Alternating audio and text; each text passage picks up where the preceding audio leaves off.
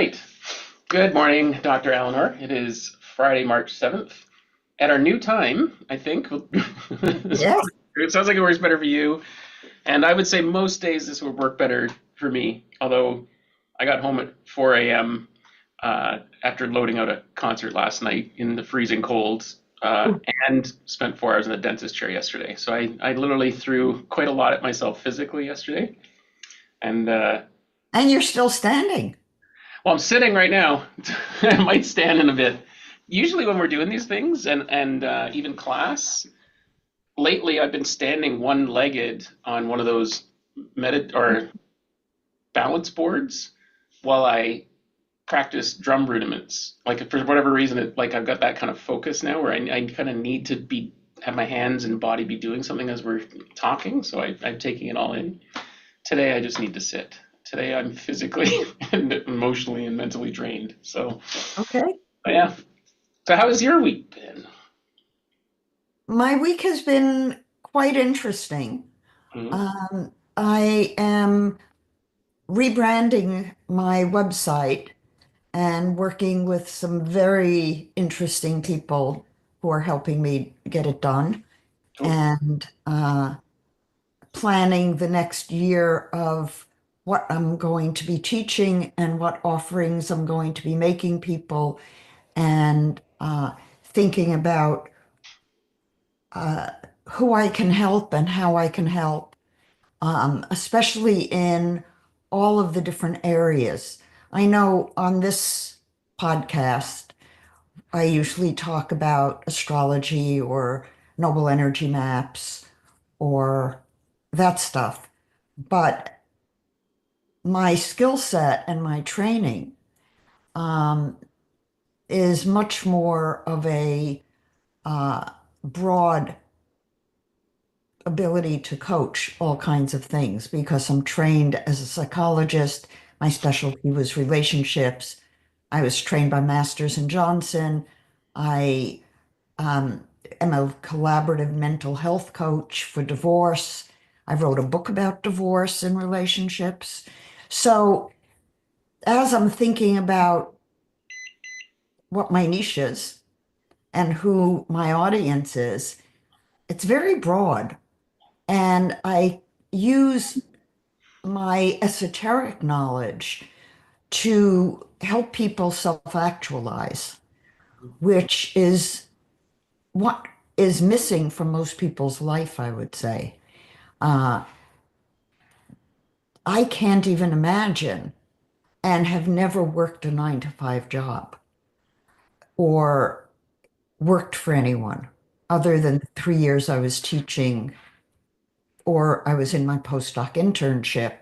But even then, I was given so much freedom to do it my own way that I have no sense for what it would be to be working something you don't love.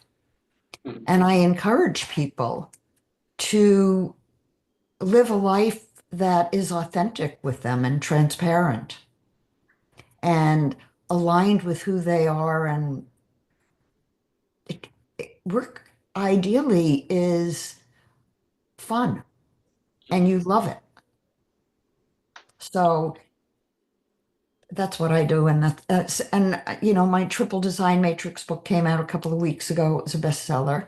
Mhm. This week I proofed another book, 3 books again that I put together that I had done with Ra. Um, and this one is quite interesting. It's human design and health. Okay. And he talked mostly in these classes about um, centers, type, line, profile, health. And the focus of the basics was slanted toward how did it impact health Mhm. because it was one of the early seminars, 3 seminars that we did with him as part of the professional arm of human design, which at the time we called Rave Life Sciences. Then when I stopped working with Ra, I called it Unified Life Sciences, and now it's Noble Sciences. Hmm. Uh, but it's an interesting book because in it there is so much disinformation that I wrote commentaries about and showed what's science and what's not science.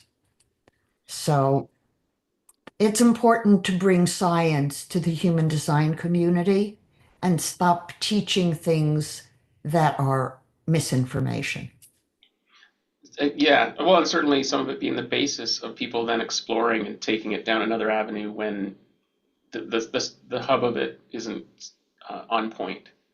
Um, so you mentioned you're changing your website. Like, is there a brand shift? You used to almost all of the stuff you had would say beyond human design, but even in this context, if human design itself is stunted, then what you're doing isn't beyond human design. It's kind of going back and re Well, it's pointing. no, my brand is Noble Energy Maps, Mhm.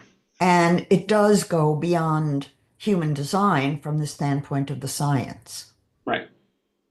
But it goes Uh, beyond. Yeah, it's just the words human design. Like I even find myself like I'm putting together my resume, as you know, and I'm putting myself out there because I've closed off a company and closed off an energy and moving on. And found myself like where do I put in there about this? You know, that's not really what people are going to hire me for, but it's a valuable tool in my arsenal for how I. you can use Noble Energy Maps as a psychological assessment instrument. Mhm. But And it does have the science behind it that can make it a valid psychological tool. well, and so sorry, I guess the point I'm trying to make is I think I still put the words human design in there because it's more commonly known than the esoteric stuff at this point because it's has its own thing. But I found myself also not wanting to use those words. Like I generally don't say human design. I talk about energy maps or energy flow or and I'm almost like And that's wise because human design is a faulty system. And in my view, it's become something of a cult. well, and a social media mess as of confusion. So I would actually rather distance myself from it, Mhm. absorb the knowledge, use the knowledge, experiment with the knowledge, but not attach myself to that particular labeling system. So I think that's wise. yeah, yeah. I think human design's still in there, but it does say noble energy maps, astrology, like my interests, but then human design. But I remember like when I put that in there, I was like, it might be time to just You might not want to put astrology in. okay. It is a trigger for some people. Hmm. And talking about yourself being an energy strategist or using tools that show you the energy of how somebody functions, you don't have to give it a label. Well, okay. So we're going to talk about all sorts of things today. Which and by the way, you said something earlier where you know about this podcast. I love that we can go in any different direction. And Mhm. sometimes you end up just kind of being my therapist as well. So it's a little bit of both, but hopefully others are learning from me being open. So What I would like to do today and get to is I thought I would talk about Catherine de Jersey. mhm. I probably the best friend in my life because of the way she changed my life. Mhm. And um, she was the most skilled astrologer I've ever met. Um, and I worked with her and knew her for over 30 years from the time we met. So we're going to get onto that, but I've made a note to myself lately that if I get that internal voice saying, Okay, let's go, ask her about Sean. so Internal voice it is. well, you said like she's probably your best friend, or was your best friend, and this phrase "best friend," I find it even now almost triggering. And it's part of it, I think, is that I never really had one. I always had a best friend, and it was usually someone that I rescued. Like even when I think back, every best friend, I bailed them out of something. We became friends. I thought this was someone I could rely on, and then they were gone. Like it was just a Mhm. repeatable pattern. And the worst situation of that was this narcissist sociopath that I've talked about many times.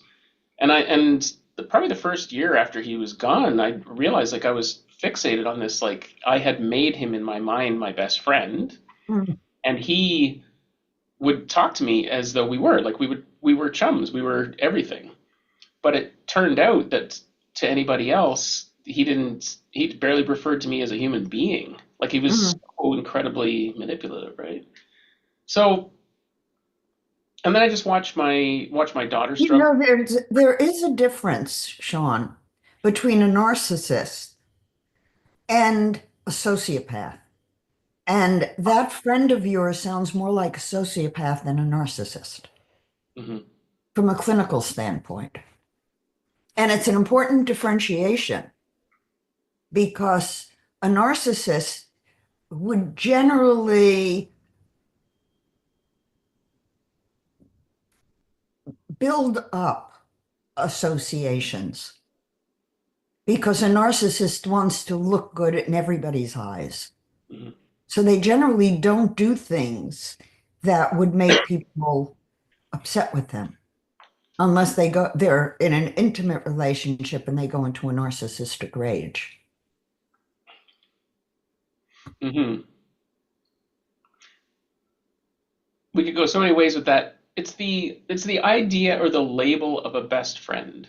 I understand. My daughter went through this as well. Her best friend were two twins. Mm. Well, that ended up not going so well because they became independent of each other. One wanted to be, one like they literally were born 5 minutes apart, but by the time they're 19, they were doing everything they could to be sisters and twins, but also be the opposite. One was the one with the glasses, and one was the sportier one. It was that kind of thing.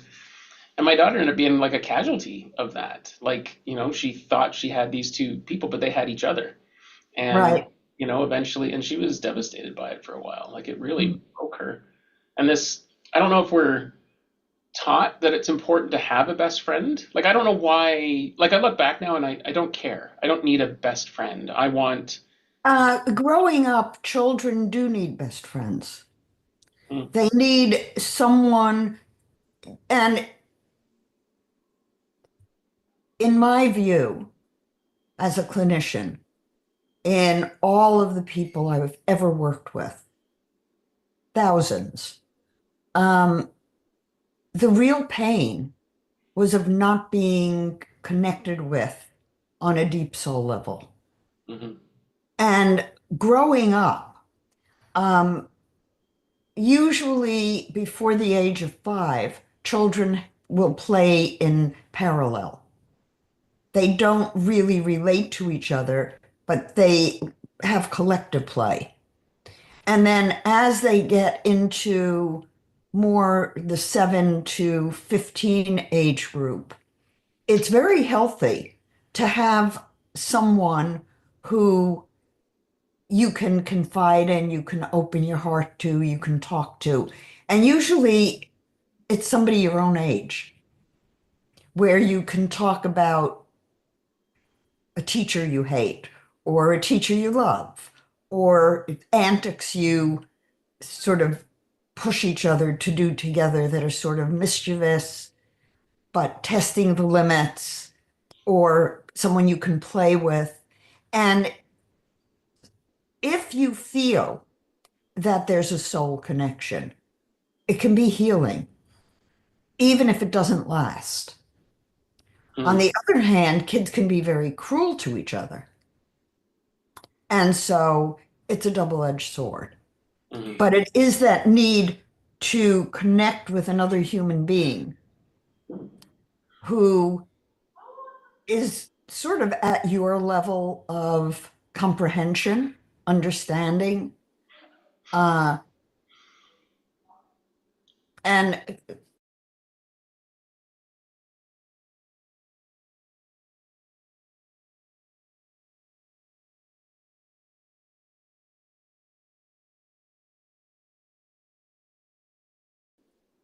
if you have one good friend, then you can move through develop.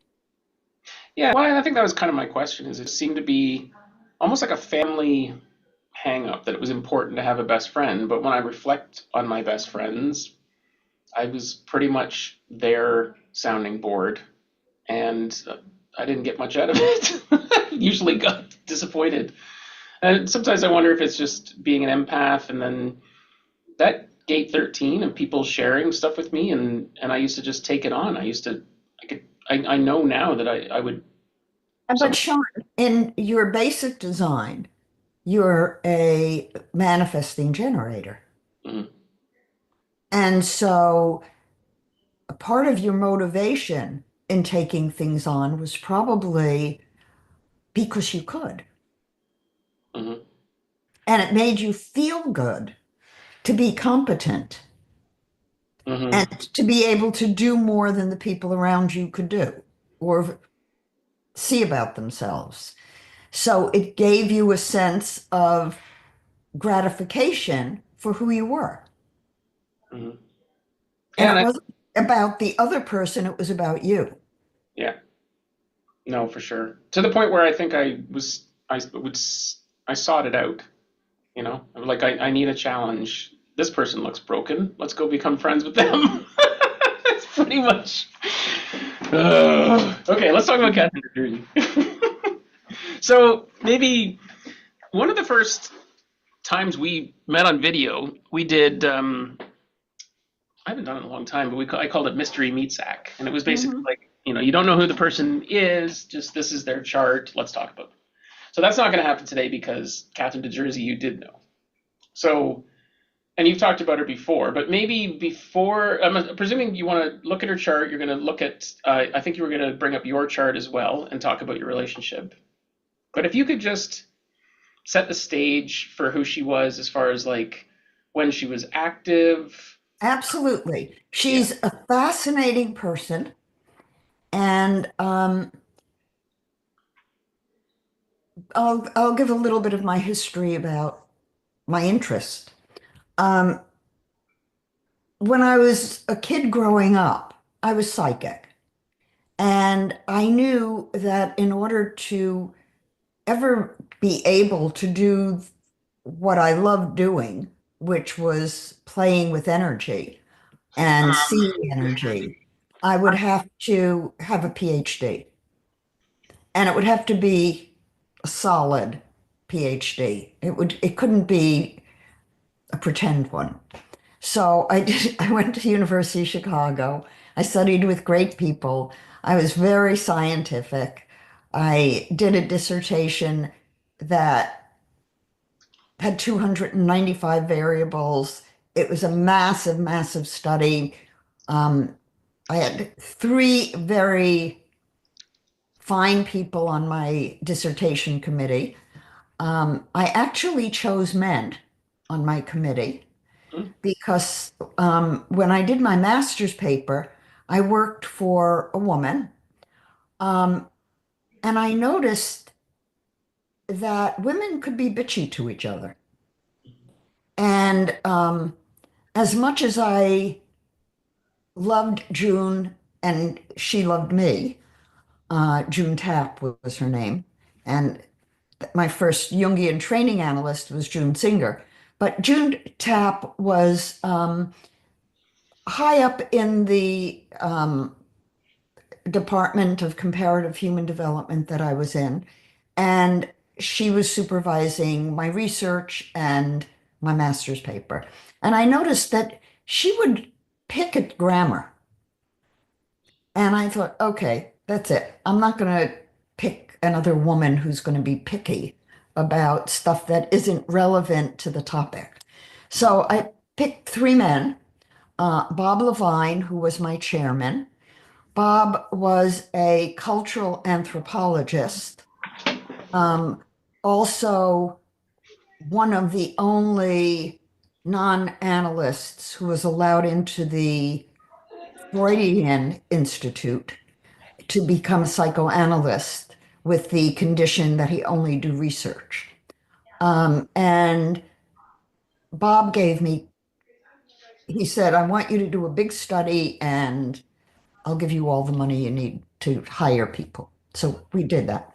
And the second on my committee was a statistician, and the third person was Bill Henry, who had co developed the thematic apperception test, so a psychological instrument.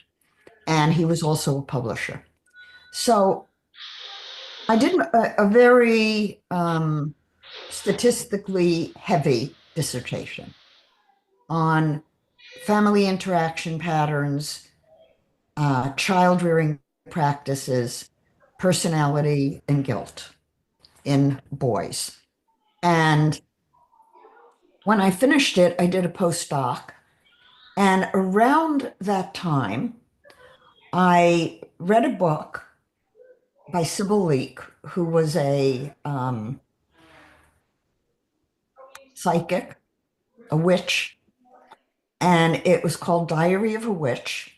And in the book, she said, the most scientific of any esoteric discipline is astrology. That's all I needed to hear. So I tried to find an astrologer. There were none in and those days we had a phone book. We didn't have the internet. So I went to the phone book, the yellow pages, and I looked for astrologers, no astrologers. The best I could find was a bookstore in downtown Chicago that was an astrology bookstore. So I went and I got the most scientific of the astrology books to learn how to calculate charts. It was incredibly detailed and very hard. So I worked hard enough to be able to calculate my charts. And then I figured this is too hard. I can't do this. So I left it. About 2 years later, um, a friend of mine told me that Catherine de Jersey was a client of his and that he could get me a reading. She had about a year waiting list, and she had a book out called Destiny Times Six, case studies of astrology and how astrology helped solve a problem or predict something, or very well written, easy to read book. Can I Oh, interrupt there too? For sure. two things. One, I have that book. I found it because you suggested it. And I think I read the first story, or you can almost say it was a case study. Like I think at the Right. back of the book, it basically said, it kind of hinted at like which of these stories resonates with you, which seemed to be the question it was asking. So I know I need to go back and read that the rest of the book. So there was a question attached to that though. No, it's gone. Anyways, Destiny Times Six. I need to get Okay. that to anybody.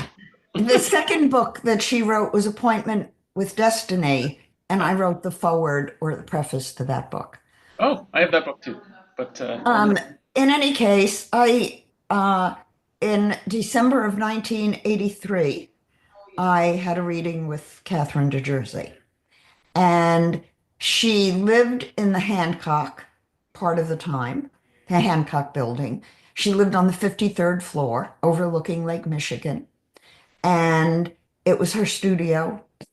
And she was just the most amazing. She just said things about me, about who I was, about how I process information, about um, events in my life. And at the time, she said to me, well, dear, um, you could move. And I didn't pay attention.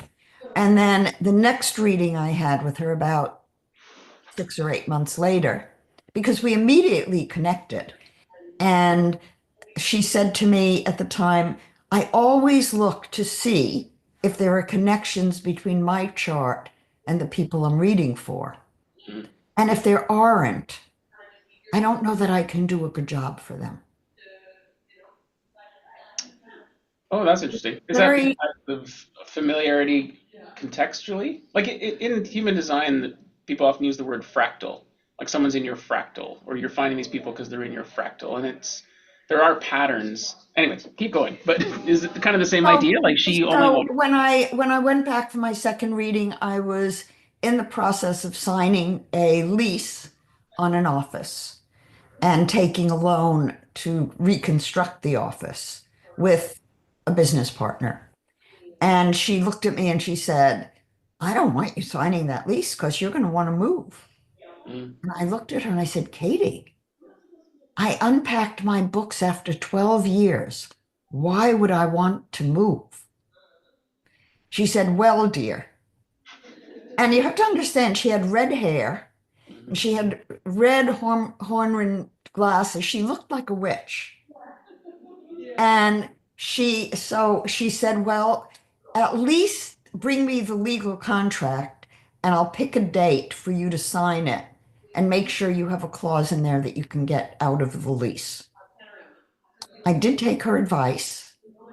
I did go to a Jungian conference in August of 1976 Mhm. in Malibu at Pepperdine University. And as I came out of the tunnel to the Coast Highway, which is now closed because of the fires, um, I just started crying. And as I got to the Pacific Palisades, which is where I ended up living, um, I started crying. And the words were, this is home. So within a year, I took my children and I moved. And Katie, of course, came and visited many, many, many times. At the point at which I moved, I already was referring all of my clients to her for astrology readings. And I can say over the 30 something years we were close friends, um, she predicted the date and time I met Marvin, and we met in India. She predicted the date that my daughter would meet her husband when she went back to school, that Katie basically told her to do. Um, she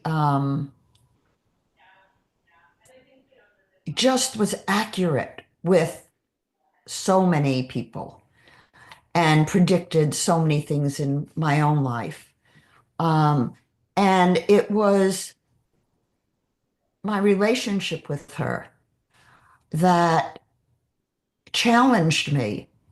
Um, she had Destiny times six written, and it was very clear when you read that book that there's a lot between the lines that isn't said about what she intuited astrologically was putting together.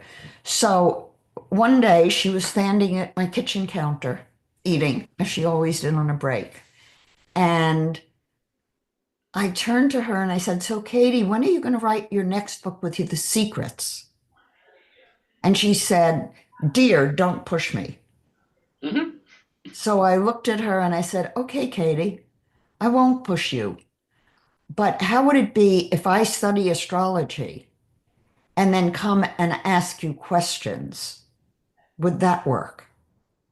So she agreed. And I went and studied. So, in addition to ultimately getting Katie's secrets, um, and her trusting me with the rights to all of her stuff, um, I studied with Gloria Stein, who was one of the heads of the Aquarius movement in um, Chicago, I mean, in California. She worked with Marion March, and they wrote The Only Way to Study, to Learn Astrology. And that's a very fine series of books for learning astrology. Um, Sorry, I what was that studied one called? with Pamela Crane because she was doing what she called interdimensional astrology. It was looking at the tropical, the draconic, and the sidereal, or the Vedic, and then putting them into a tri-wheel, and not only doing that, but looking at harmonics and colors and mandalas. And when I was studying with Pamela, I was um, already interested in Thurza Escobar's Star Wheel, which I later went and studied. And her husband, Joellen Jones, let me into her private library. She's already gone. Um, but Pamela introduced me to dwads and super dwads. And Thurza worked with what she called 144 doors in astrology, which is taking each astrology sign and opening it up and out so that within each 30 degrees is another zodiac. And within each degree, 2.5 degrees, is another whole zodiac. So you begin to get sort of a multifaceted look at each astrology position as though it's a crystal opening into the soul of the person. And so between Pamela Crane and Thurza Escobar, and then I read Bernadette Brady's Eagle and the Lark, and I was so taken by it because she said there's a scientific aspect and an artistic aspect to reading a chart. And of course, that spoke to me. So I studied Bernadette Brady and took classes with her. So I had a very extensive and full education in astrology. And then I found human design, mandala. And I already had studied as a Jungian analyst and as a student of the Tree of Life. So with that, I developed the noble energy maps. And when before Katie died, and she died in February of 2005, uh, she was asking me to look at her charts and to also look using my own system. So she was validating how important having that different perspective is. So if you let me share my screen, I will share Catherine de Jersey's. Oh, yeah, you should be able to share it. And while you're setting that up, so it seems to me that she's an astrologer's astrologer. That kept coming in my mind. Oh, Um, yeah. and just some general questions, maybe as you're talking about this, like you don't use you don't follow transits because it would make you nuts, or assume that's kind of how you put it. Um, and you don't live your life by astrology, but she Right. did predict when you met Marvin. And so the question I want to keep asking is, did she predict when she would no longer be with us? No. And she was extremely upset about it. Um, That she couldn't, or that people would ask? no, her husband died in 1977. And she and Ralph he was the love of her life. And when he died, he was always around her. In fact, Marvin endeared himself to her because the first time she met Marvin, when he came back from India with me, um, we went out to lunch and we set a place for Ralph at the table. And so I don't live my life by astrology, but periodically I'll look at my chart. And for example, when I looked at my chart in, let's say, the last year, and I could see Aquarius and where its position was in my chart, I went, oh, this explains. what's happening in my life now. Hmm. So I more do it that way because what I learned was that even with Katie's predictions, some of them didn't come true. And a lot has to do with whether or not the individual is allowing the energy in. And I find it much more powerful to follow my soul and then to look at a chart and get confirmation from the chart that the cosmic energy has supported it. Hmm. But no, Katie was quite frustrated. She called me one day and said, "Can you please look at my chart? I planned my party and I'm still here. So what do you think I should do?" Okay, so Okay. let's get to the her chart. And it Okay. explains a lot. So I like to show the mandala of synthesis to begin with, to show that prenatally her son would have been in Libra in the 50, um, I don't think this is right. Hold on. I looked. This is not right. This chart is wrong. I must have pulled up the wrong Yeah, Katie. 'cause you mentioned you had the wrong one earlier, so you were going to make another one. Maybe just open the wrong one. Um, I don't know, but I will go in and I will print it again. See, this is not all right. Well, and while you're digging there, I'll just banter here a bit about the astrology thing. You know, you mentioned that astrology can be triggering for people. I'm finding people, and maybe it's just who's in my orbit these days, but like a lot more openness to astrology. Maybe I'm just impressed by my own openness to it. But I've also heard more than once, like billionaires have an astrologer on their team of like their key team, right? Yes. They're basically whether they're predicting things or at least just looking at the energy of things and being informed by powerful nuance.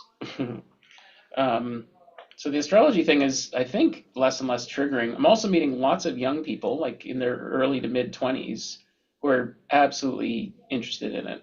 And there's no weird taboo like my generation has around it. It's just open. It's like, yeah, it's a thing. It's I'm into it, and that's just it. There's no excuses. So I think we're you know some of these Well, I we're in a new age. You know, we finally came into the age of Aquarius, which we were not in before. mhm. And so people are more open-minded. I'm almost there. I have her right chart now, I believe.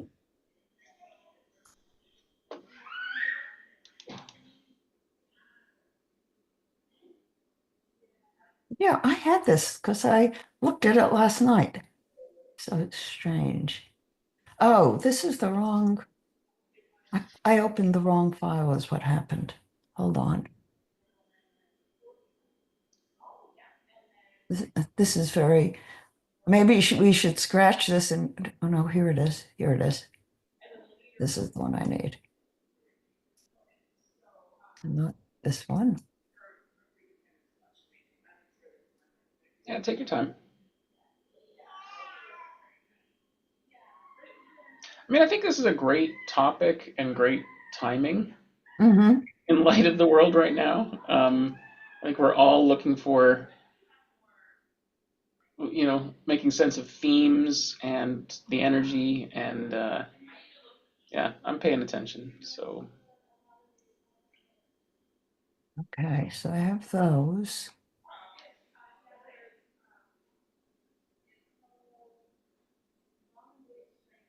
Um,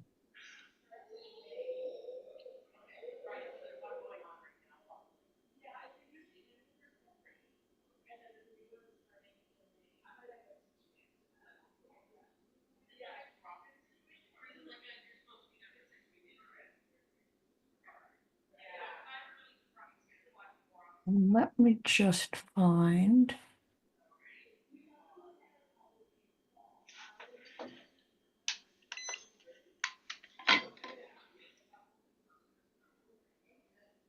I don't know if you can hear them.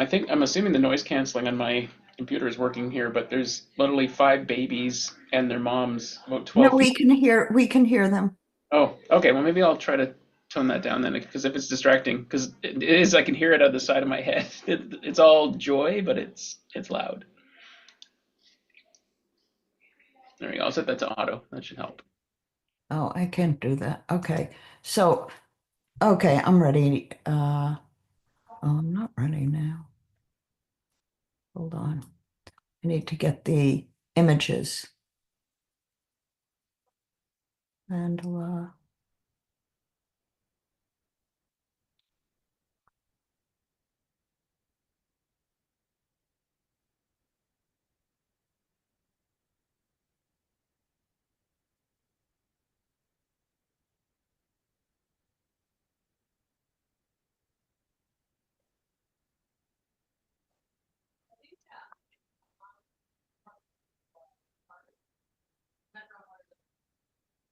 okay. Now I'm ready.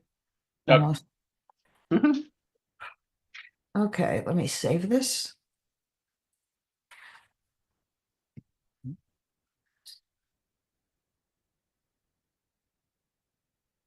Okay.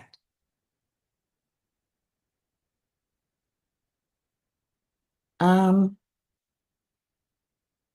oh, I was sharing that whole time? Oh my. Yeah, I'm sorry. I assumed you knew that. I was Oh, trying to watch your to understand where you were clicking. Okay.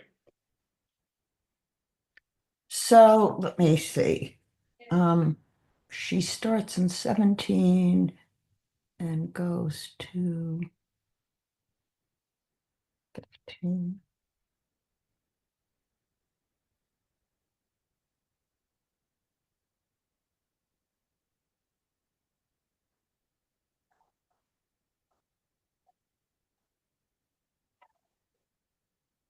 What's wrong with this? Huh. This is so bizarre. I don't have the astrology on here. 17 to 15 to 46. Okay. So I like to start with the prenatal.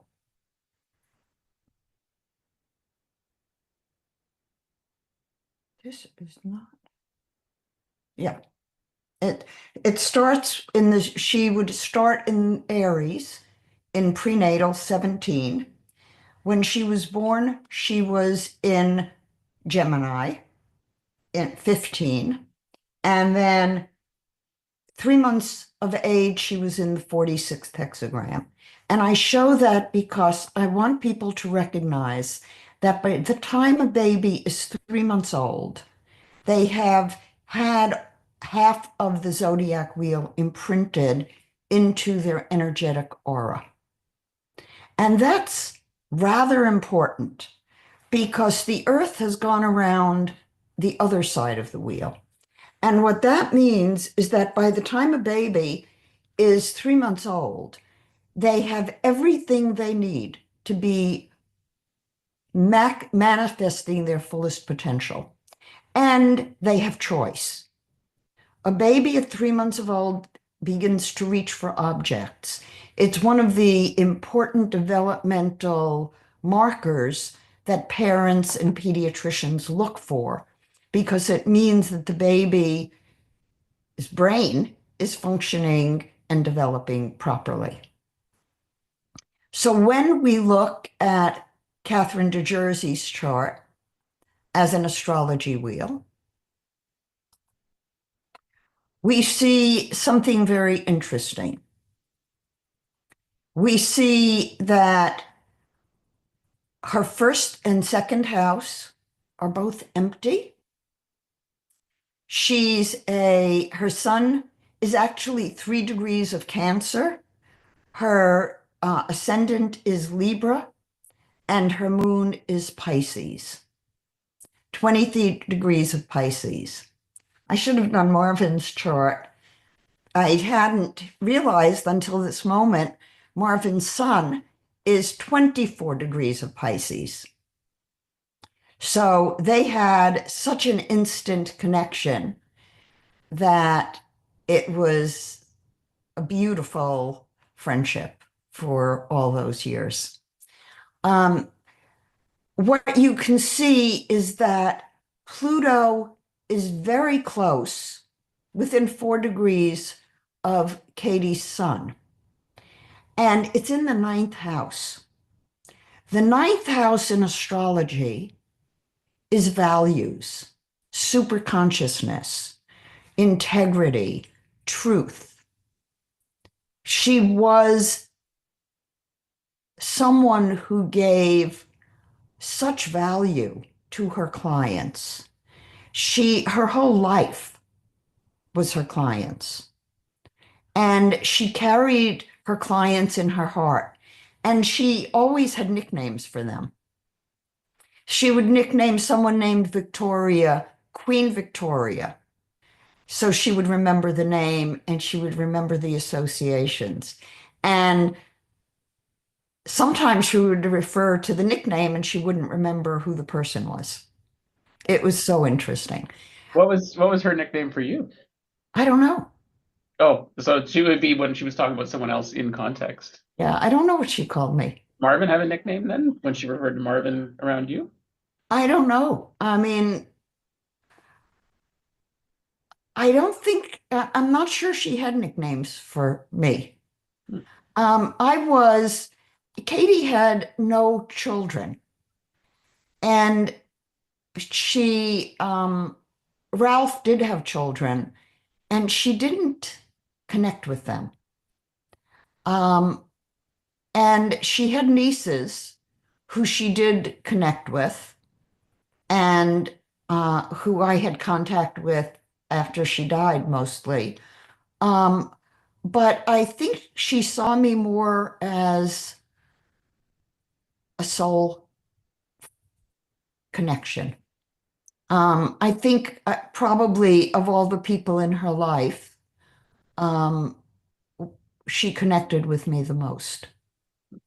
And I'm not saying that without her having said as much to me. Mhm.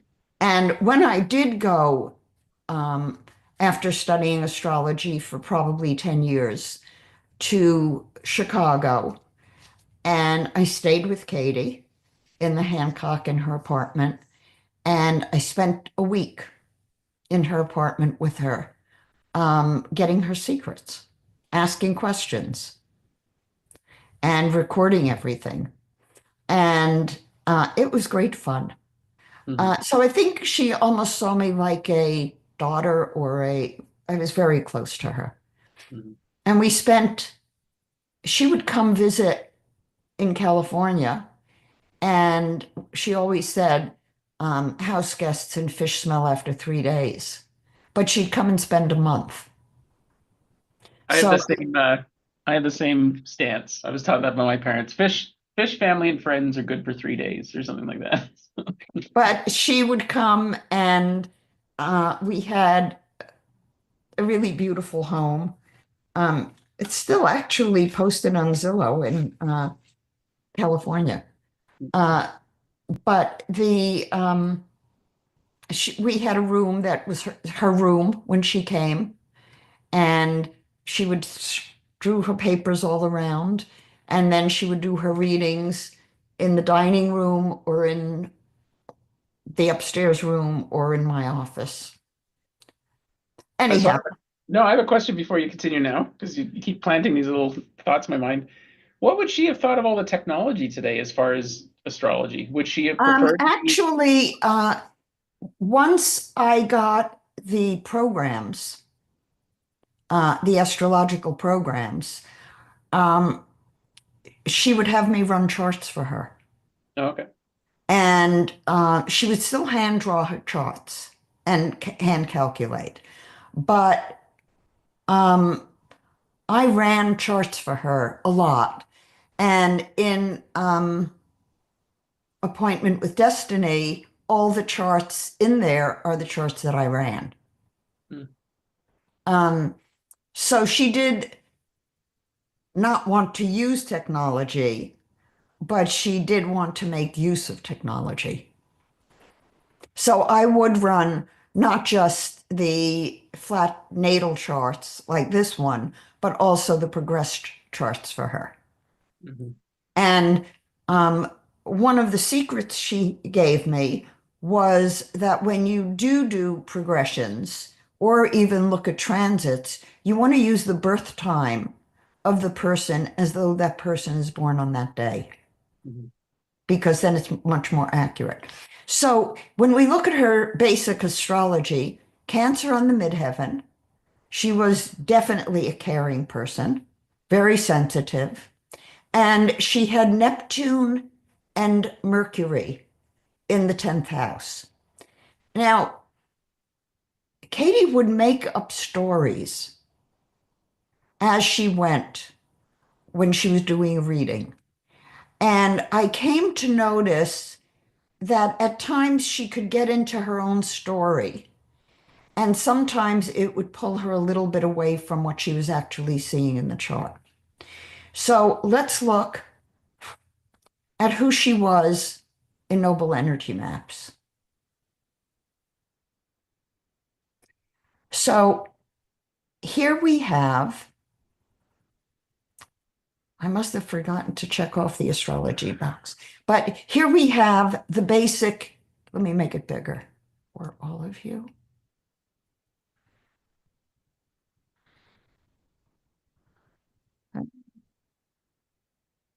There.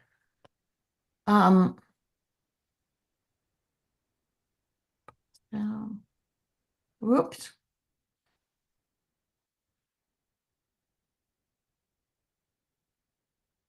there we go. Okay. So what you can see here is she had the ajna to the throat in her basic chart. She had the 12th hexagram. So she already had two portals to the spiritual world activated. She also has the 38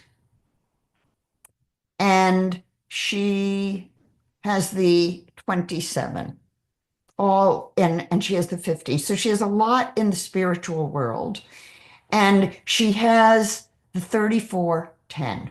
Now, when I see the 3410, I always say that person marches to their own drum, as you do, Sean. Learning, Um, learning to trust that. I wonder if part of your drumming was because maybe you weren't being allowed to march to your own drum. So you needed the drums to know your own beat. That's a whole conversation we can have. So keep going. So when we look at her human design chart, the conscious waking reality, as I call it, we see that she is a generator.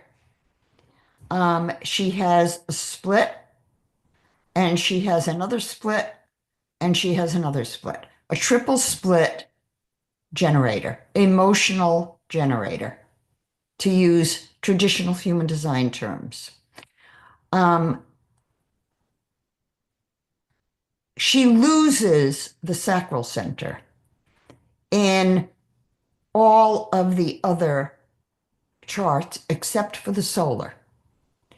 So she is a very sensitive person. Um, in her lunar design, she does get the 35-36. And knowing her history, I can say that that is absolutely telling, because note that she was born in 1913. So when she was in her 20s, uh, she was married and she was in a nudist colony. She was also an actress. In the 30s, she was in a news colony? She was, and she was very forward thinking. And Ralph was her third husband. So, Um, sorry, just for context. So she was a nudist in the 30s, married three times. Like that would definitely at that time had been like seeing someone's ankle was outrageous, right? So, exactly. okay. She was an extremely, you look at the 3410 and you see someone who definitely marched to her own drum, who was very sensitive to the energies around her. And her story is that when she was in her 20s, um, she didn't believe in astrology at all. And her father had a doctor who did do astrology. And she told the doctor that she would study astrology to disprove it. And when she studied it, she was sold on it. Mm-hmm. And she became an astrologer. Uh, so she became, I guess it was, I don't know when Destiny Times 6 came out. I think it was the early 60s. And it was, um, people's consciousness was beginning to expand a little bit. She went on talk shows. She was very popular with some talk shows in um, Detroit. She went on with Kathy Gifford and Oprah Winfrey, and Destiny Times 6 was a bestseller. So she suddenly became very famous and had a career that, people would come back every year for an update. So what you can see from her design charts is someone who always could channel. She was very open mentally to receiving information, but when somebody was sitting with her, she was a channel. And there's no question that she saw more in a chart than you would see if you were only reading it intellectually. But when you read a chart and you have the intuition as to where to look and how to interpret it, you have far more information than what you're just looking at. So we see in here, in the 35, 36, the person willing to experiment and do things emotionally for the experience of it. We also see a creative person, a person with some leadership spiritually, and also so much openness. When we look at the composite,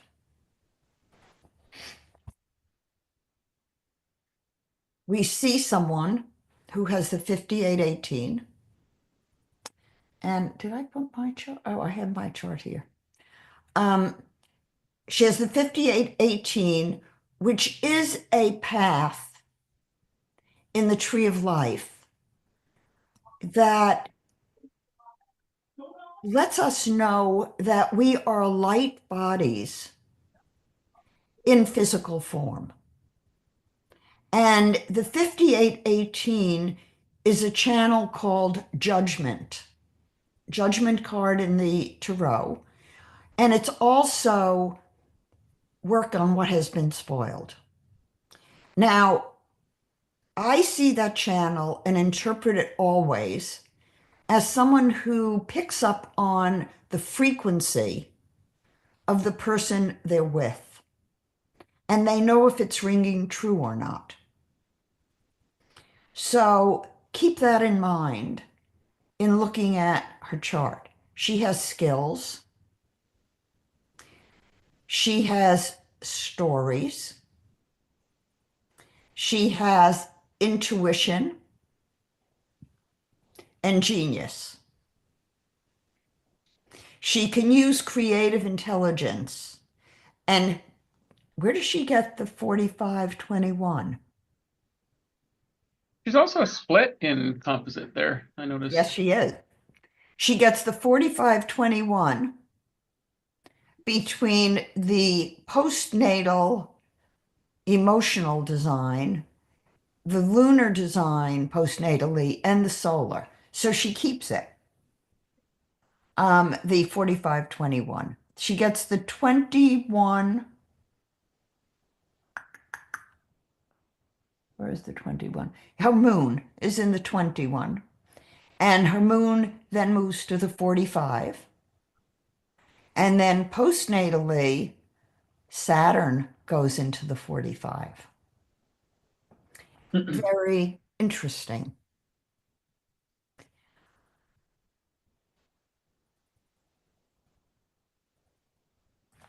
Saturn is all about discipline, isn't it?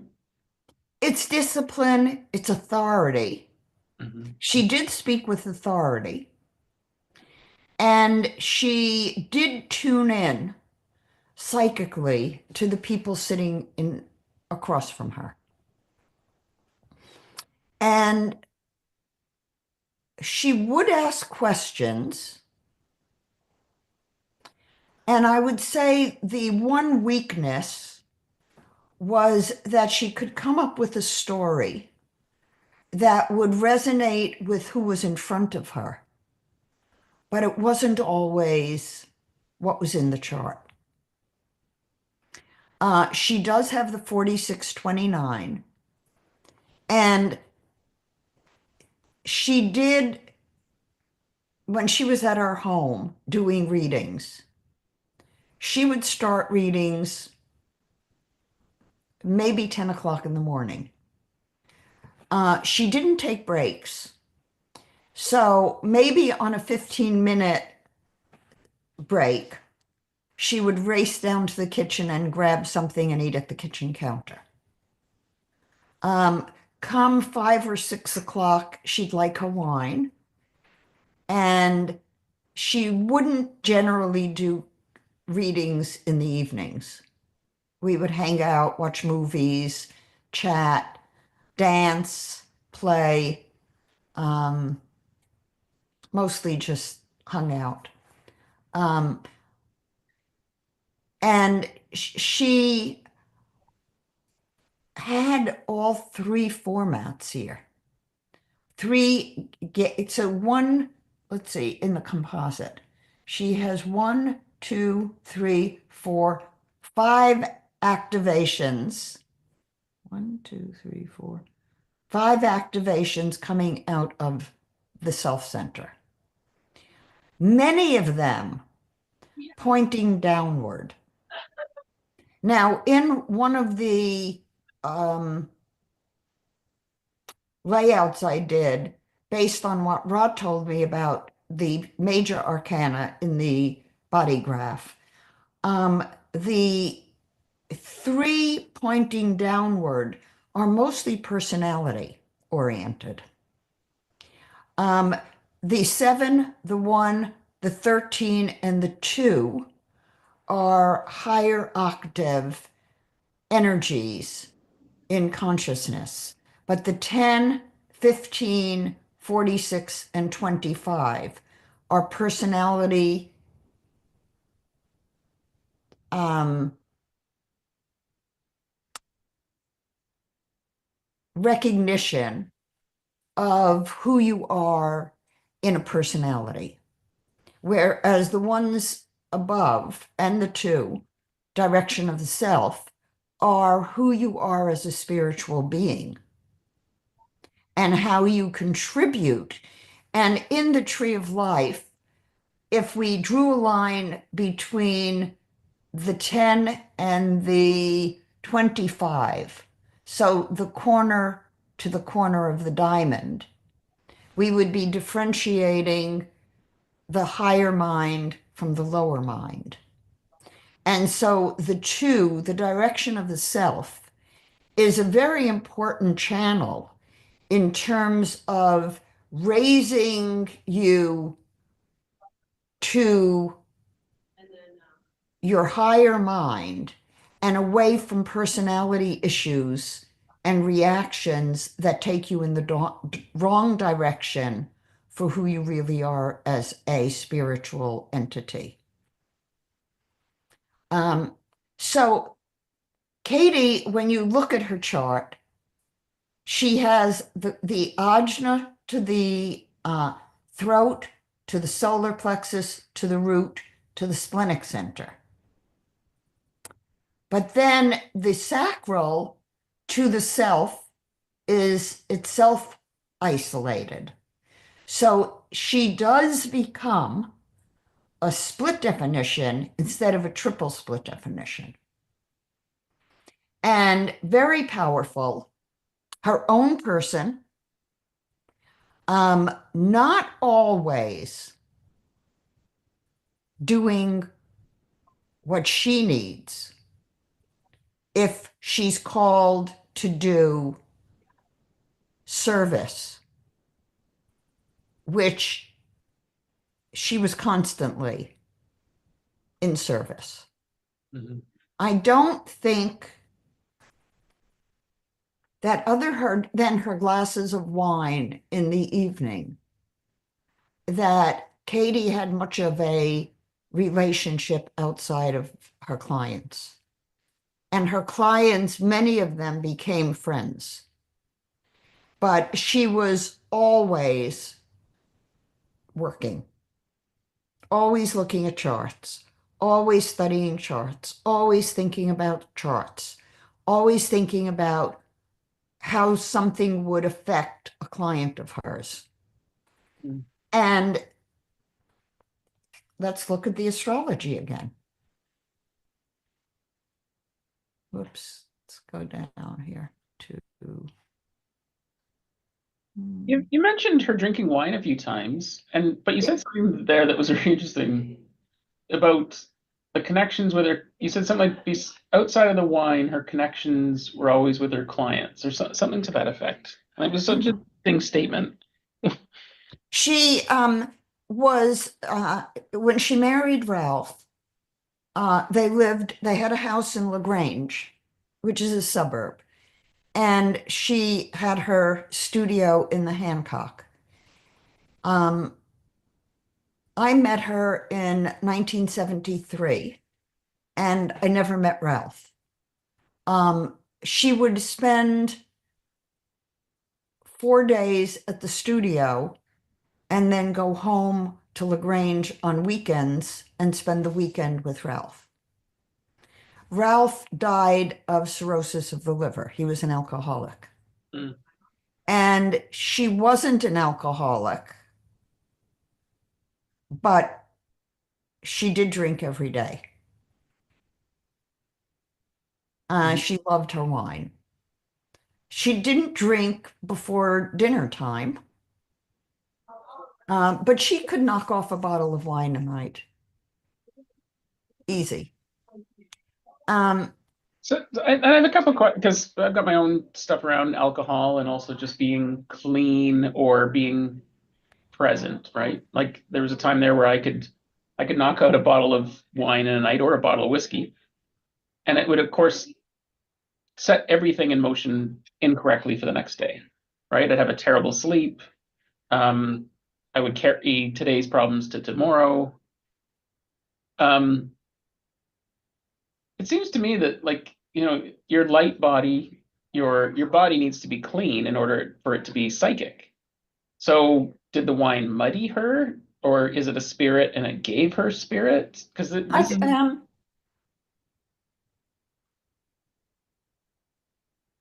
So She even that's been an interesting word, right? she may have had a great tolerance. Mhm. You know, I never saw her drunk. I never saw her high. Um, I never saw her lose her focus. So she enjoyed it. Mm. We had a lot of fun together. She and Marvin had a lot of fun together, listening to Irish music and dancing or singing we had fun. Yeah, I'm not. My questions aren't. So what I'm saying to you is, despite the fact that she enjoyed her wine, Mhm. um, there was no evidence that it changed her thinking. Or impacted her performance, or Not at all. yeah. Okay, cool. I mean, many evenings, when she was writing Appointment with Destiny, um, she spent about a month at our house while she was writing it. And in the evenings, she would often be studying OJ's charts because OJ had just killed his wife within a mile of our home. I mean, the murder of OJ's wife, ex-wife, uh, his home was less than a mile right down Sunset.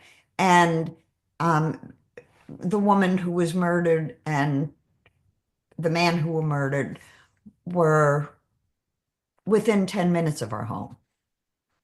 So we knew the route, we knew, everybody in the neighborhood knew Hmm. that OJ did it. But Katie wanted to find the real evidence in the charts, and Hmm. she studied them extensively. Did She did also she also was a very close friend and advisor to Phyllis Diller, who oh. lived, Mhm. um, half a mile from us. Mhm. And we would drive her to Phyllis's house, and anyhow, that's just, you know, little tidbits of how close we were. Here's Mhm. her death. Now, I said she really thought Ralph died in 1977. So she lived 87, 97, almost 30 years without him. Mhm. And she really didn't want to. By the 90s, she really was hoping to leave. Mhm. So um, you can see in this chart that an event would have happened. You would have been surprised looking at this chart if something of significance was not happening. The fact that it's Aquarius that took her out, she would be smiling. Mhm. Now, Um, how did you? What do you mean Aquarius took her out? What do you even mean by that, or how did you see that? well, when you see the stellium of planets with Chiron, which Mhm. is destiny, hitting her Uranus in the fourth house, the core of her being.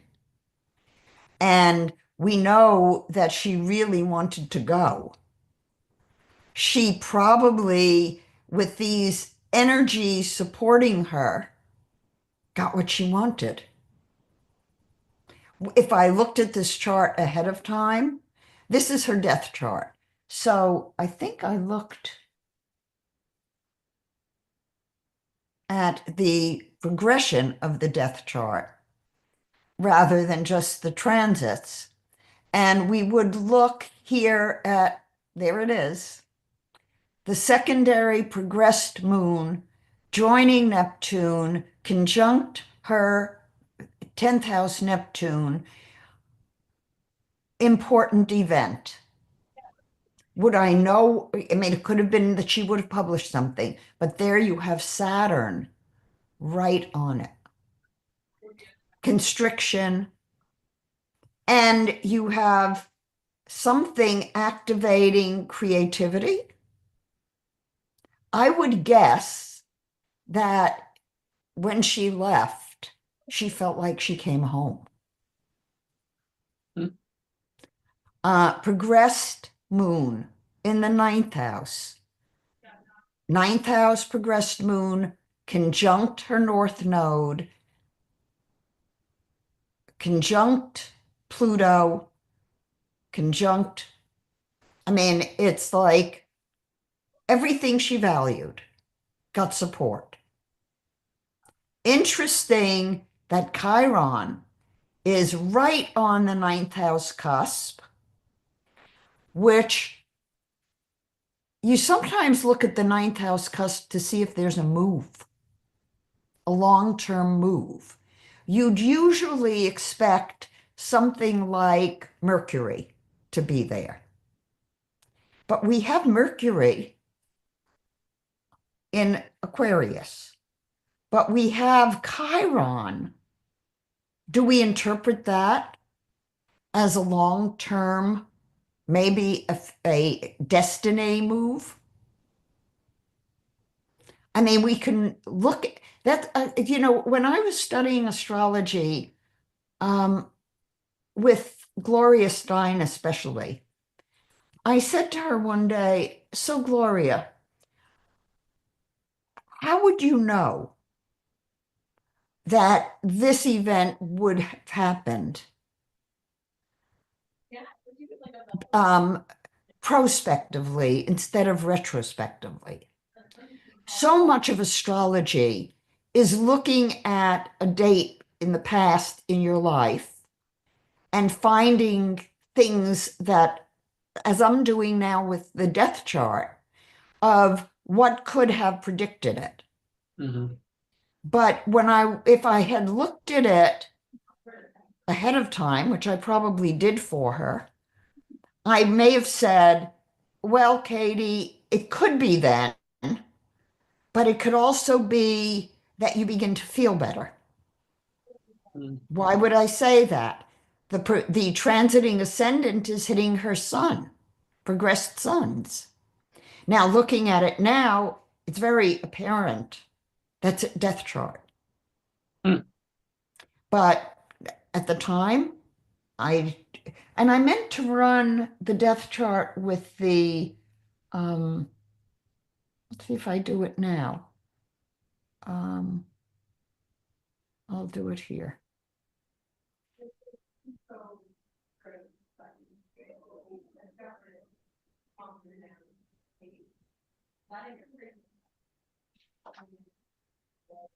It is February 9th, 2005 at 12:55. Whoops. PM in Chicago.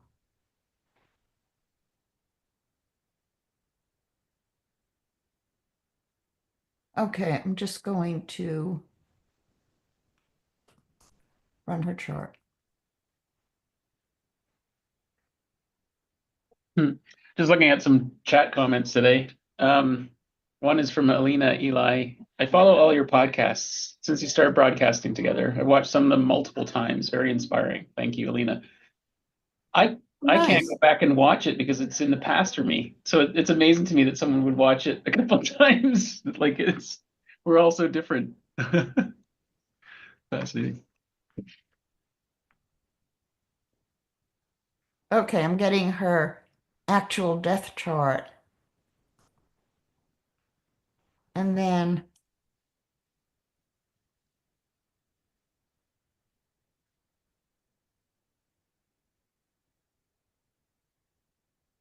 I'm just going to rerun her birth chart with the astrology symbols because I didn't do that before.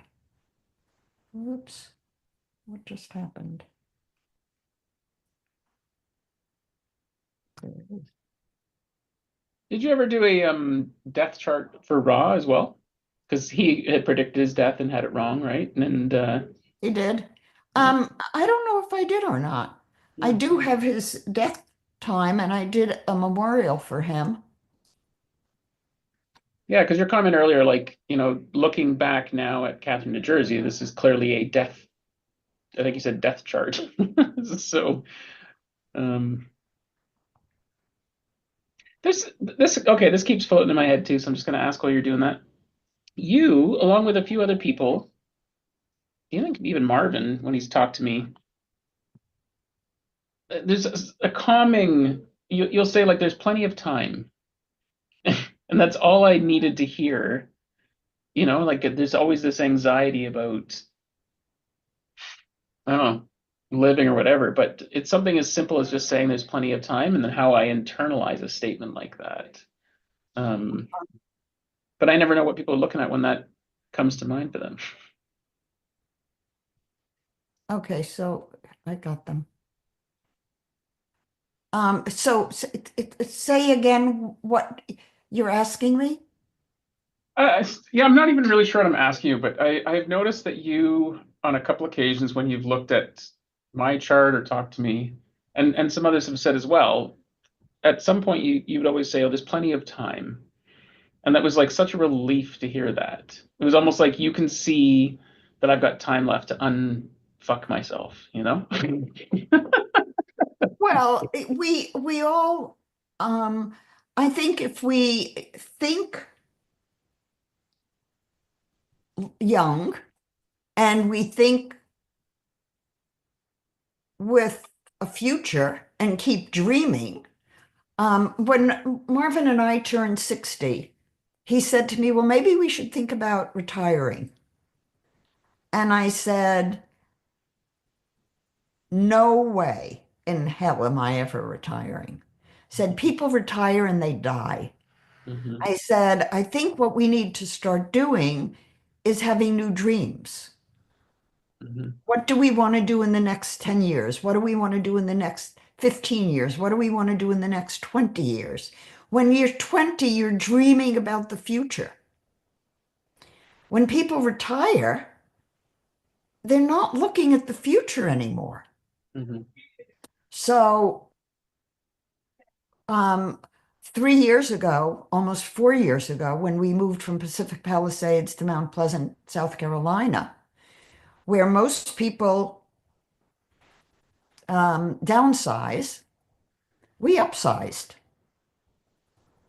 And, it's insane. I mean, to upsize at our age, but it was the right house. And I wanted a lap pool Hmm. because I'm a swimmer. So we needed a property that could take a lap pool. Hmm. And it's those kinds of thinking that I think have kept us young.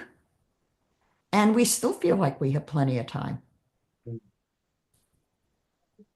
And Marvin's going to be 87 next week. I had a Um, Sorry, I had a conversation with a fellow. Maybe I told you this last week. His name was Nick, and he was at this jam, and he had said it was a lot of fun watching me drum, and he wishes he could do that, but it was, he's 76, and it was too late for that. And I was like, what are you talking about? Like, grab a pair of sticks, fire up a YouTube video or whatever. And but what I actually said to him was, "Well, I don't know about you do, but I'm planning to live to 150, if not 300." And his demeanor changed. Like, he right. almost, like he was given like a new thought. Like, oh wait, I don't just have to sit here and die. I've Well, got when we read the time. Bible, people lived much longer. Hmm. And there's no reason we can't live longer. I agree. It's and I definitely want to push the boundaries of that. I think what I'm really excited about, I find the optimism is just like technology and science, and of course all this I want to call old information that's becoming new again. Um, yeah, we're just getting cooked by by a our quest for convenience and speed. Even just straight up Bluetooth and Wi-Fi and 3G and 5G, and we're just cooking ourselves at different frequencies all the time, all thinking that it's serving us. But it's Well, there are ways to mitigate that. Mhm. At every level too. Even just this, you've got me onto I don't know if it's called hydrogenized water or whatever, but just the fact that I know and feel that I'm re-energizing water. That, Hmm. that the notion that water, when it comes from your water source, has gone through dozens of elbow joints, which effectively is neutralizing the water before it gets to us. Never Uh-huh. mind fluoride, never mind the water table that you've talked about from, like it's just, you got to do something to make that water be like it Sure. out of a stream again, right? Yep. So, So here's Catherine de Jersey's death chart. Um, I was trying to copy the birth chart next to the death chart, but I couldn't do it. But if you can do it in your head, or when you get the PDF, you can look at it. Notice how the splenic center is activated. And what does that mean from a death chart perspective? Why am I noticing that the spleen is defined? well, when we look at her regular chart, she has the 5818, but she doesn't have the 5820. And she has the things going up the emotional side mostly, and she always told a story. So she did use her creative intelligence because she was a spiritual being, but usually it goes up the splenic side. And what she was doing, if I can interpret it retrospectively, she was taking the soul frequency of the people she was reading for, and she was translating their soul back to them through astrology. And she had such a following because very few people,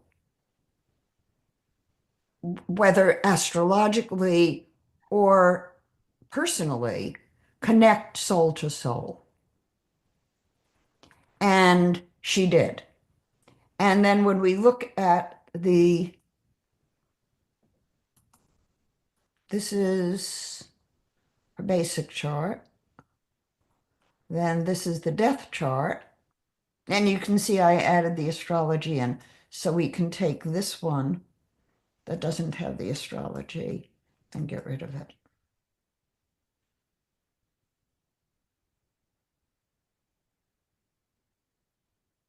Okay.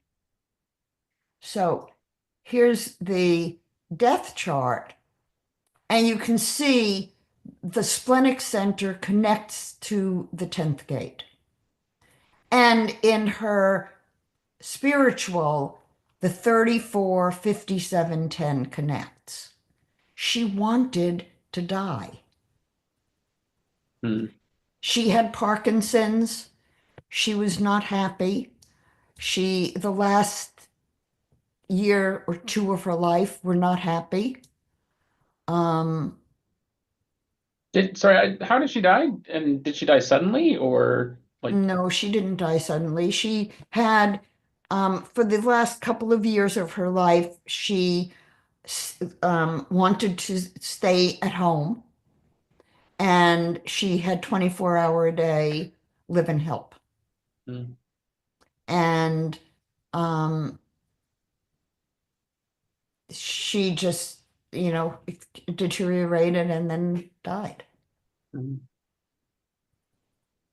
And she would call me. We would talk, and she would say, when can I go? hmm. I'm ready. Well, and like these days with like at least in Canada it's called MAID, and you can decide you want to die, and you basically get permission from the government to go. Would she have been interested in something like that at that time, or she wanted to go when the universe decided it was time? I don't know. We never talked about it. Hmm. This is her chart and my chart. And what Katie said to me is you always have to see connections between the charts. And she did see quite important connections. Look at how my North Node is right on her Mercury Neptune. You could say that it was my destiny to meet her, to work with her, to bring so much to her, which I did, as she brought to me. And um, And what is the 11th house? Because it's significant there. It's wide open, which I think you say that that means would be all groups. possibilities. That would be groups. But more importantly, in the fourth house, we have the Aquarian connection, which was extremely important to her. And she and I felt like we had a past life connection. My guess is we were together in Herculaneum. Um, Many of the people in my life were with me in Herculaneum. Um, we had a work connection. You don't see it here, but she was obviously working. And then my planets hit that. So I found something through the work with her that gave me something on an unconscious level that I would not otherwise have had. So you can see very interesting connections in the chart of the two of ours. Uranus on her Saturn, I pushed her. Um, Here, she pushed me. We together did better than we did alone. And she would come, and every one of my clients had readings with her. All my relatives had readings with her. Um, what's this? That's the death chart. And you were a skilled astrologer, so were you referring them to her because you wanted them to have the best astrology reading possible, or like No, why? my astrology doesn't come near hers. I mean, now, you know what? It's 20 years later since she died, and I've continued to study astrology and work with it and take classes in it and read books on it.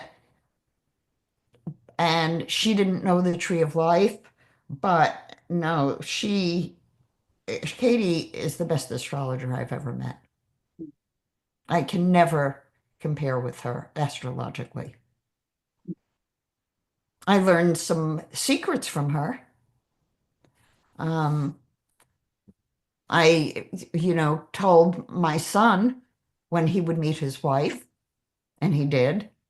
And I picked the wedding date, and I picked the wedding date for my grandson. Um, and as soon as my grandchildren were born, I did their chart. I did the conception charts for two of them because we had the exact moment of conception. Um, I did the conception chart for my son because I had the exact moment of conception. Hmm, I did temperature curves, and I knew exactly when I conceived. temperature curves? Uh-huh. How, what is a temperature curve? Or in that When a context? woman wants to know when she's ovulating, she can do basal body temperature and see exactly when the ovulation time is. Mm, Now, there are probably some apps that you can test, saliva or other things. But in those days, things were much more archaic. mhm. Hmm. So many Any things. questions? There's no questions. There's lots of nice comments. Well, actually, let me just check in. Raven says, "Hello, everyone. Miss you all. Have been busy with rehearsals, etc." And then here comes the bots. Cheap viewers on streamboo.com. Right? The bots are getting unreal. Actually, this is the latest thing. I'm getting phone calls now from RBC, which is a Canadian bank, except of course it's not RBC.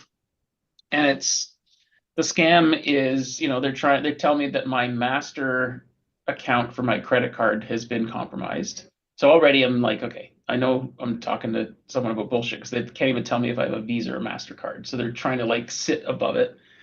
And so the latest thing is like, just calling to confirm that you spent $3,687 on eBay 2 minutes ago. And I just say, yep. And then they just hang up. So the conversation's very short because that's not the answer, of course, they're hoping for. The other day, they actually read off 3 transactions before they gave up. And each one was like, oh, we need to escalate this for you, sir. And then they would just hang up. Mm.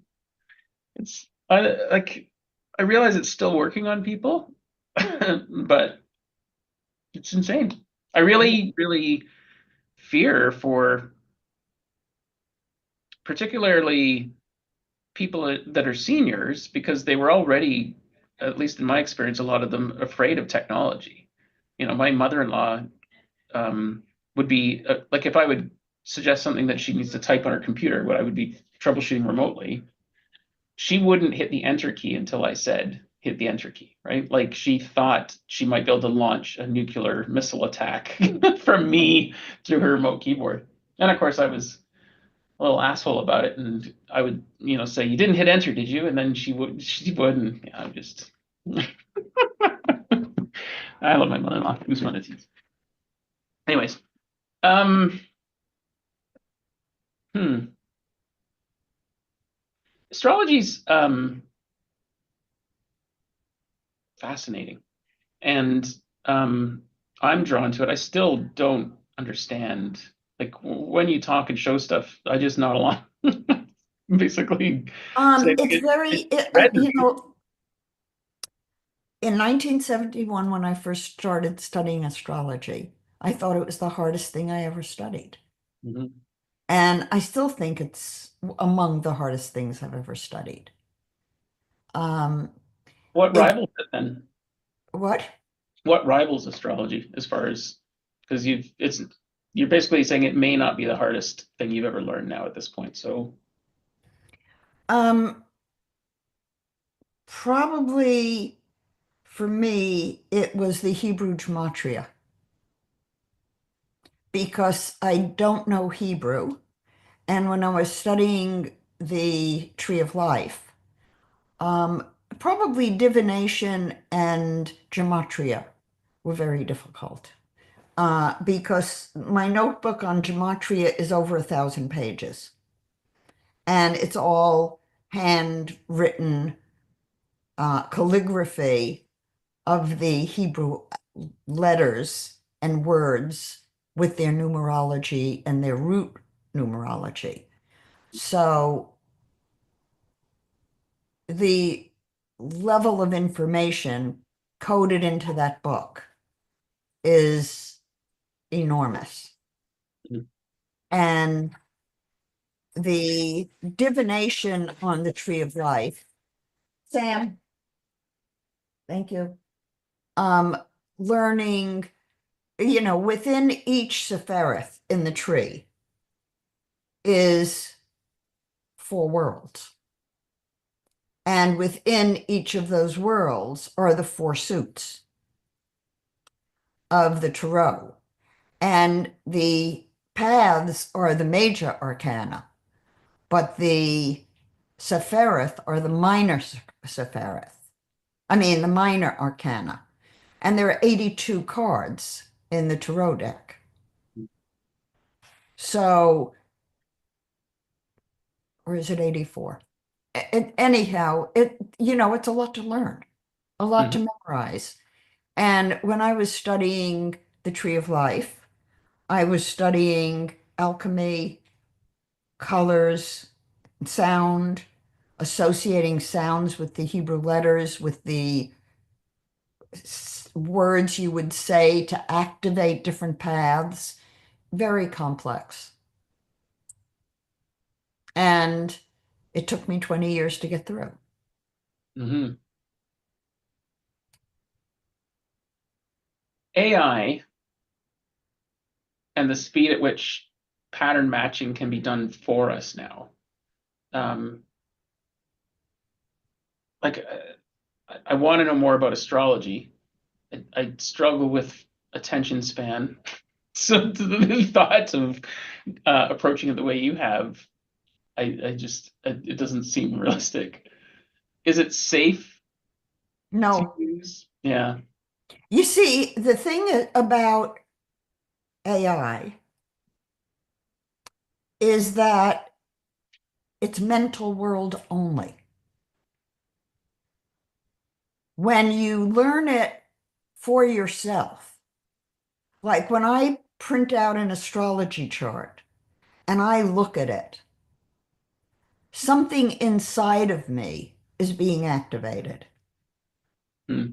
And I'm not thinking, I know because I've internalized it. And I've internalized enough that when I look at a chart now, it speaks to me. But if a bot interpreted it, my soul wouldn't be connected to it. Hmm. And so the person I would be reading for wouldn't have my input as a human being to a human, as soul to soul. Hmm. And in my experience, it's that soul to soul connection with people that is the healing factor. Hmm. It's when I look at somebody in the eye and they know I know who they are by the look on my face or the energy between us.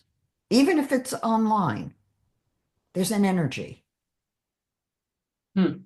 and I can feel them and they can feel me. You don't get that with AI. Hmm. Even when I tell AI, if I use AI and ask a question and I say, you've gotten this wrong. You need to correct this with this. Your associations are wrong or your information is wrong, especially on the tree of life or astrology. They get a lot wrong. Hmm. Um, and the bot is always very polite. Oh, thank you for correcting our research. Hmm. Hmm. But it's a bot, Hmm. you know, it's not sorry at all because it has no soul Hmm. unless it's hell. Yeah. Yeah. Hmm. So many things there. Can I tell you about an interaction I had on Sunday that Yes. ultimately led to me going to help with this loadout last night? And I'm trying to Mhm. make sense of why I'm following my nose on it. So, this is what happened Sunday. I was at this blues jam that I'm at every week where 3 hours I go, well, 4 hours go hang out. I get to play for 15 minutes at some point. I get on the list. And that's my little musical outburst expression every week right now. And but this the last week, this fella Doug that I've actually known for 30 years casually was there. He's the sound man for the whole building and normally wouldn't be there for these jams, but happened to be there on Sunday.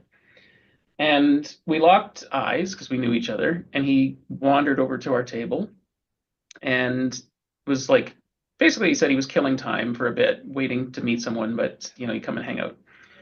We were having a chat, and I started just asking him questions about the building we were in because it has all sorts of history around music, bands, and stuff being there. You probably heard of the band Nirvana, for example, that was a huge thing in the 90s, like Mm. changed. They were in that building a week before they turned into huge. There was like 75 people there, and a week later they were the biggest band in the world, right? It was just like a neat place, and was asking about his experience there. But I just found myself still asking him more and more questions about his career. Like I was really intrigued because I'd never seen him hold an instrument. I'd never seen him play, but he had been supporting acts of every shape and size. Like he owns a production company for sound and lighting and stuff. I was like, "So what instrument do you play?" And he said, "Oh, I don't play an instrument." I was like, "Really? Like you rub elbows with all these people and you're not musical?" And he said, yeah, when I was younger, he started telling a story about there's this old black guy, and he was a large black man, is the way he described him. And one day he said to his mom, Doug doesn't have rhythm, and and I immediately recognized that he had sort of internalized that, like, oh, a black man who in generally would be considered soul music, said, I don't have rhythm, and therefore he believed it. And I just knew in the moment to kind of lock eyes with him and go, like, like just because a black man says you don't have rhythm, that doesn't make that true, right? Is he a black man? No, no, Mm. yeah, he's a white dude, but his complexion shifted. Like the color in his face shifted. He seemed very, um,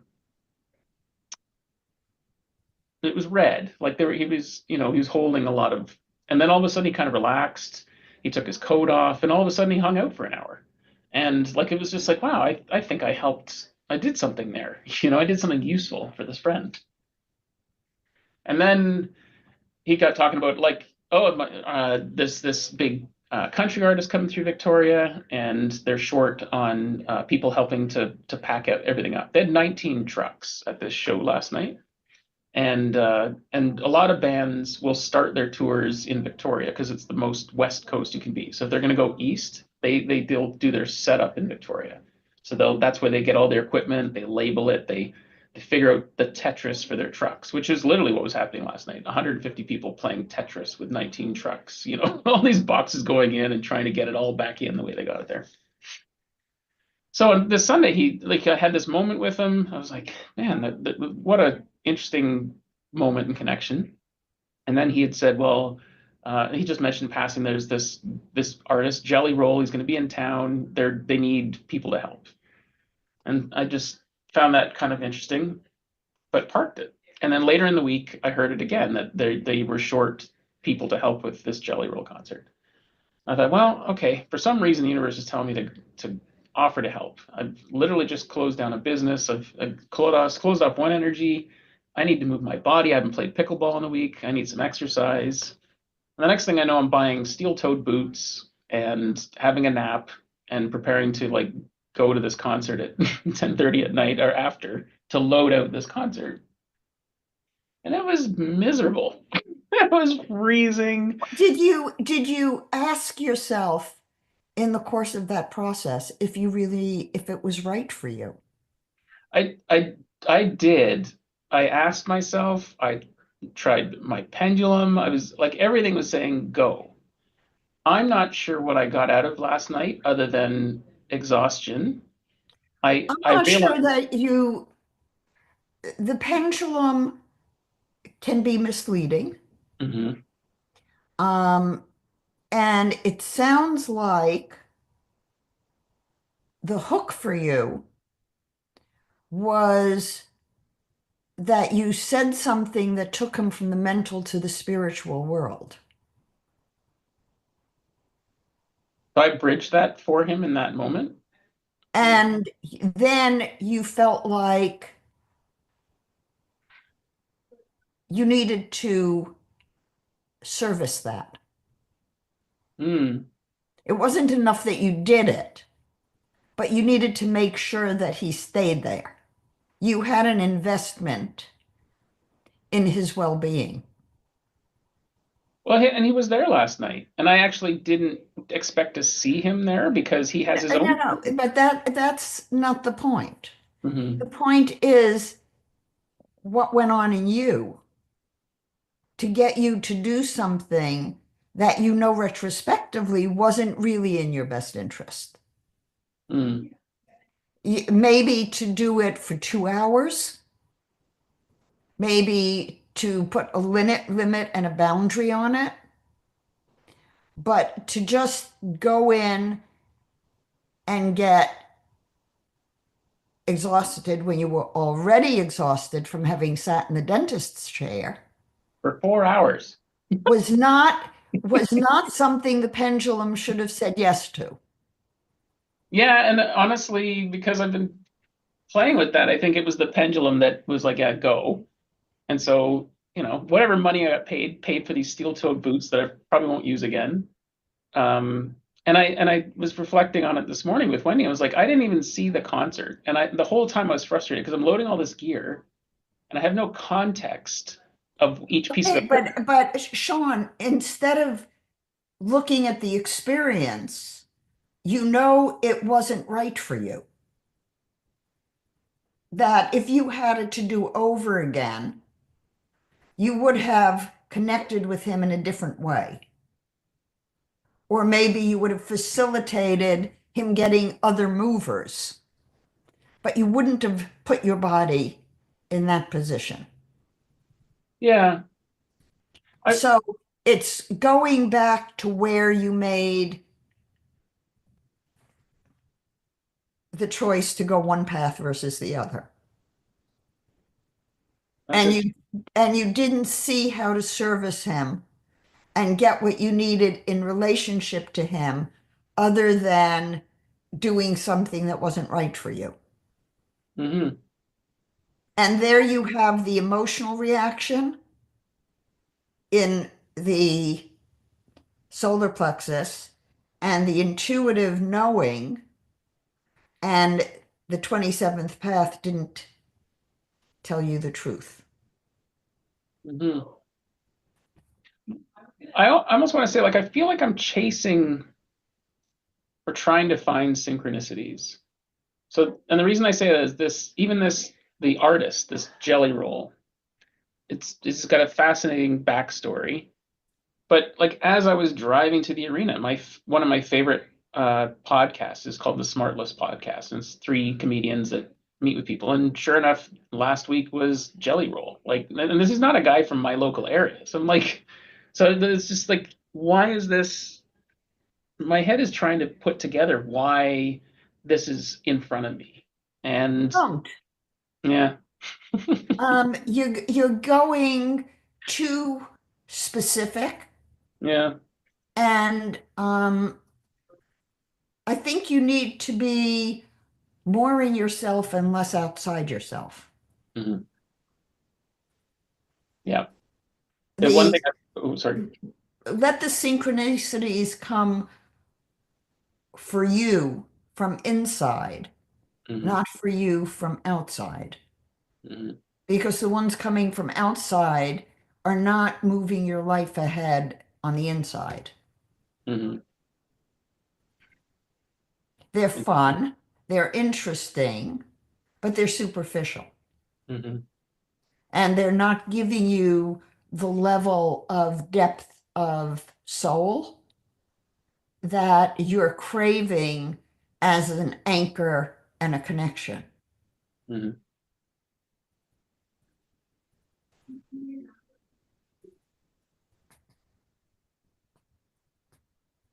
Okay.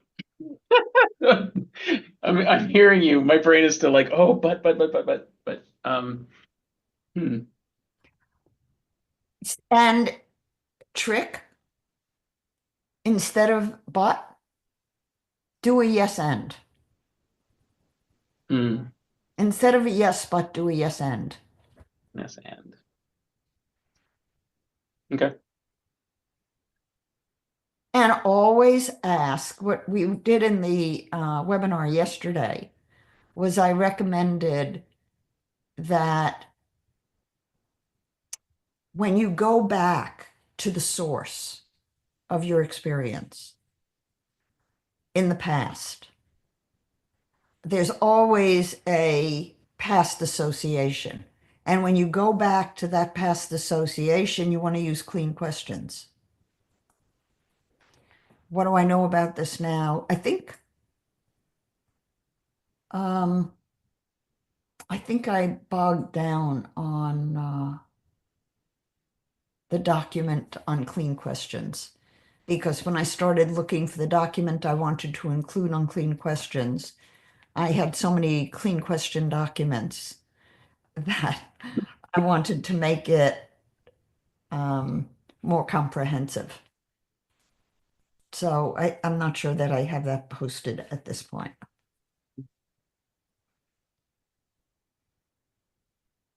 Um, we clocked in almost 2 hours here. So how are you We doing? should, I think we should stop. I think we should wrap. Yeah, And yeah, I'm gonna close that off here. that's what Luke said.